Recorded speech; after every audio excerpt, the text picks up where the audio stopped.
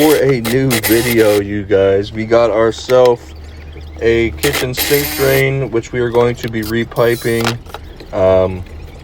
Basically, they called because they were like, my sink's not draining, and I was like, well, what do you put down there?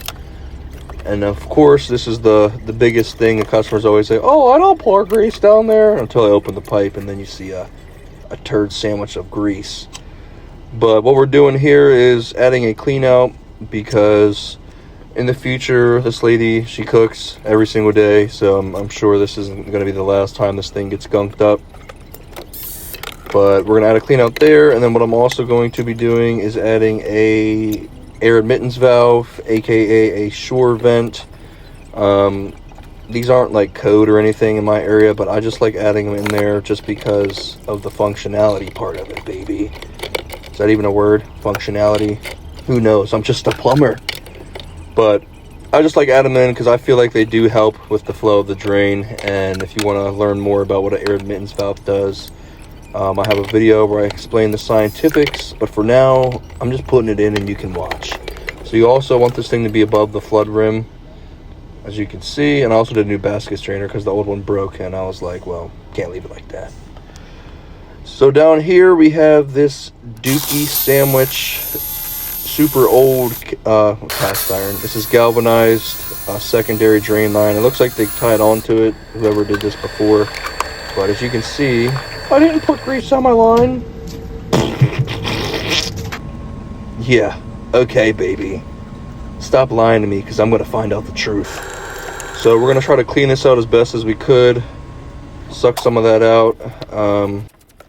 And you can only get so much of this crap out of here, so that's why I also like finishing it off with some of the good drain cleaner stuff, baby. So what we're going to be doing is throwing this stuff on. Get this no hub on there, and I was going to put some of this stuff down in there, as you can see, but then it ended up getting on my shirt, and it burned a hole through there, baby. I don't know, this is some new stuff I saw at the supply house, wanted to try it out, and it's lethal. It almost killed me. I usually use like those non-acidic drain crystals, but for this I wanted to try something new, and it seemed to work pretty well. It just it's a little bit stinky and lethal, baby, so just be careful if you ever use that stuff. But we're going to be tying back on to this old drain here. I know you guys in the comments are going to roast me because I didn't clean off that pipe right there, but it doesn't matter, baby. It's all good. Poop goes downhill. Or grease.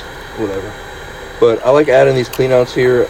This one, it's a sanitary tee with a Street 45, because just this area was so tight. I feel like whoever has to cable this next, I feel like it'd be a lot easier for them to kind of swoop down in there, if that makes sense. I don't know, that's just me. I'm sure you guys would be like, why didn't you use a wire and the clean out cap? I don't know, I just like doing it like this.